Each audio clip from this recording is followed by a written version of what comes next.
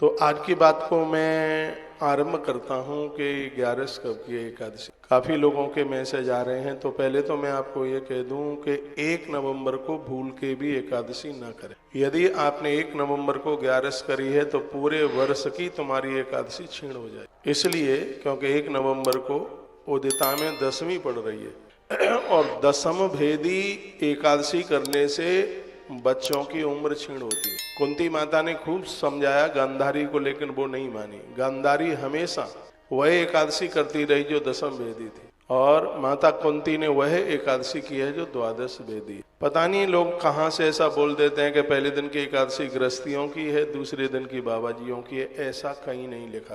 राजा अम्बरीश दूसरे दिन की एकादशी वो गृहस्थी, राजा मानधाता दूसरे दिन की एकादशी करते, वह गृहस्थी थे। पहले दिन की आप एकादशी कर सकते हैं तब जब उसमें दशमी ना हो तब, लेकिन ये तो 9 बज के कुछ मिनट तक है दशमी। इसलिए 1 नवंबर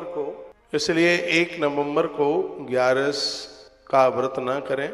और 2 नवंबर की एकादशी की इतनी बड़ी महिमा है, इसलिए महिमा है कि वह द्वादश भेदी है, इसलिए उसका महत्व ज्यादा है, क्योंकि पारण इसका 3 तारीख को है। टाइमिंग्स में बताऊंगा।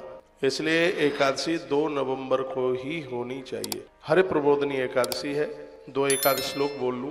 देखो मेरे सामने पंचांग रखा है, मैं मोबाइल में नहीं देखता, पत्रा देख करके बात करता हूँ, पंचांग से ही बोल रहा हूँ। प्रबोधन्यास महात्म्यम बद विस्तृतो मम यस्याम जागृत गोविंदो धर्म कर्म प्रवर्तक। देवसी नारद जी ने भी बड़ी अद्भुत बातें कही। धर्मराज युधिष्ठिर ने पूछा, श्रुतम रमाया महात्म्यम त्वत्तः कृष्ण यथातथम। भगवान आपने रमा एकादशी की बड़ी महिमा का वर्णन किया, लेकिन कार्तिकेय शुक्ल पक्ष या ताम में कथया मानदः।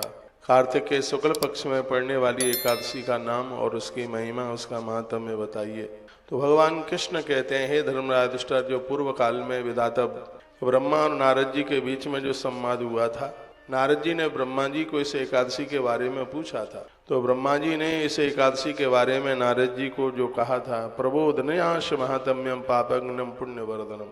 यह इतनी बड़ी एकादशी है कि पूरे वर्ष भर के पापों को जला करके राख कर देती है। मैंने तो यहाँ तक कहा है कि यदि आपने 11 का उद्यापन भी कर दिया है तो भी आप हरि प्रबोधनी का व्रत जरूर किया करें। जान अनजान में किसी भी प्रकार का अपराध हुआ, प्रबोधन्यास महात्म्यम पापग्न पुण्य वर्धनम, ये पापों को जला करके पुण्यों को बढ़ा देती है। मुक्ति प्रदम सुबुद्धि नाम शृणस्व मनुष्यत्तमा। विधाता ब्रह्मा की आंख में आंसू आ गए। का बुद्धि को पवित्र रखने वाली एकादशी है, विवेक को जागृत करने वाली एकादशी। भगवान शयन में खड़े होते हैं, इसलिए हरि प्रबोधनी एकादशी है। जिस तरीके से वली राजा के दरवाजे पर भगवान 4 महीने रहते हैं, जो हरि प्रबोधनी एकादशी का व्रत करते हैं, परमात्मा उनके दरवाजे को कभी छोड़ के ही नहीं जाते। भगवान कृष्ण का यह वाक्य है। भगवान कृष्ण कहते हैं, स्वमेध सहस्त्राणी राजसूय शतानि च एकैन उपवासेन प्रबोधन्याम लवे नरा। 1000 अश्वमेध यज्ञ और 100 वाजपेयी यज्ञ करने से जितना पुण्य प्राप्त होता है, हरे प्रबोधनी एकादशी का व्रत करने से उतने ही फल की प्राप्ति हो। हमारे देहाती भाषा में इसको देव उत्थान कहते हैं। देव उत्थान नाम है क्योंकि देवता उसमें जागृत होते हैं। बहुत बड़ा उत्सव मनाया जाता है। यद दुर्लभम यद प्राप्तम त्रिलोक्यम्यम न गोचरम। क्या सुंदर बात कही है। ये धरती पर मनुष्य बनना दुर्लभ है। मनुष्य में भी भारत की धरती पर जन्म लेना दुर्लभ है। सात्विक परिवार में जन्म लेना, अच्छे माता पिता के घर में जन्म ले लेना बहुत दुर्लभ है। सनातन धर्म में जन्म ले लेना दुर्लभ है, और उसमें भी मनुष्य बनकर एकादशी व्रत करने का पुण्य प्राप्त हो जाए, ये अति दुर्लभ है। मैंने तो यहाँ तक कहा है कि आप कभी भी व्रत नहीं करते हैं तो भी कुछ एकादशियां ऐसी हैं उनमें आपको अन्न नहीं खाना चाहिए, अन्न को त्याग देना चाहिए। हरे प्रबोधनी एकादशी है जो कि 1 तारीख को 9 बज के कुछ मिनट से आरंभ हो रही है और 2 तारीख को उदिता के बाद तक है, 7 बज के लगभग 31-32 मिनट तक है। तो ये तो ब्रह्म मुहूर्त में भी होती। एकादशी में 2 काल देखे जाते हैं, एक सूर्य उदित काल देखा जाता है, एक अरुणोदय काल देखा जाता है। अरुणोदय काल भोर में होता है, ब्रह्म मुहूर्त में होता है। ये सूर्य निकलने के बाद बिल्कुल भी नहीं होती।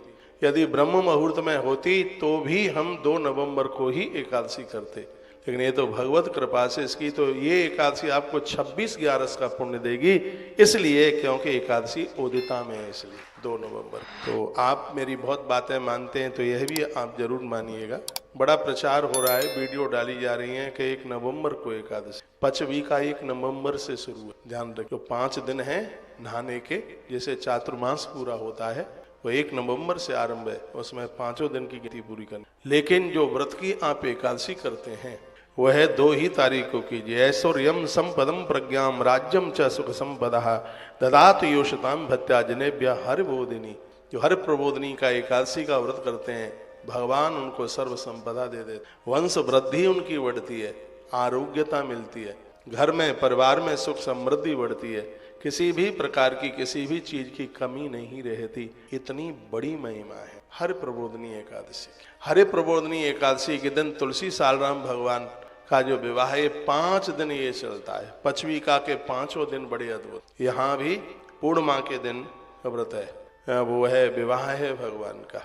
क्योंकि 2 तारीख को तो रविवार पड़ गया है, रविवार को थोड़ा तुलसी वगैरह तोड़ने करने में, छूने में तो कोई दोष नहीं है, गमला उठाने में तो कोई दोष नहीं है, लेकिन कभी स्पर्श करते हुए पत्ता झड़ जाता है, टूट जाता है, इसलिए हम लोग रविवार पड़ने पर हम तुलसी माँ का विवाह नहीं, तुलसी सालराम भगवान का विवाह नहीं कर। और अब के बार पूर्णिमा को मुहूर्त निकला है। ठाकुर जी का तो खैर रोज का ही मुहूर्त है। यदि आपको घर कोई काम नहीं है तो 5 तारीख के बाद भगवान के विवाह में हाजिरी लगा कर ही जाना। तो इस वीडियो में ये मैंने आपको 11 की बात बताई।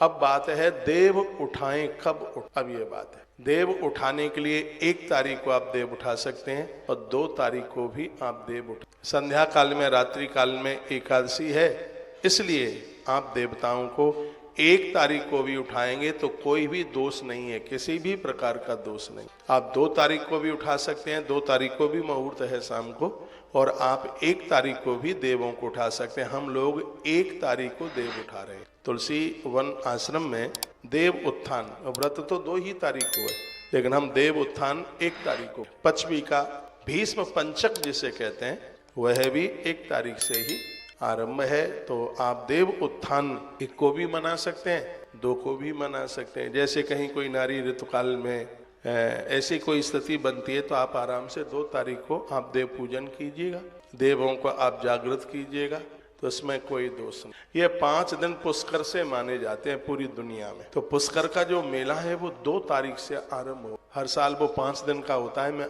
मेला, अब के बार वो 4 ही दिन का रह गया, 1 दिन उसमें वह कम हो गया है। 2 नवंबर, 3 नवंबर, 4 नवंबर और 5 नवंबर का वह पुष्कर का वह।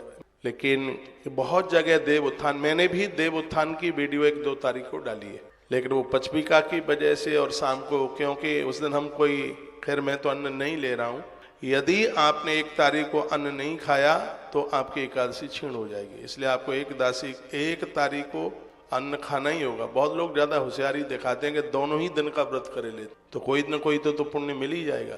आप दोनों दिन का आप व्रत कर लेंगे तो 10वीं में एकादशी मानी जाएगी जो आपके पुण्यों को छीण कर देगी। ये ध्यान रखिए, ज्यादा होशियारी ना दिखाना।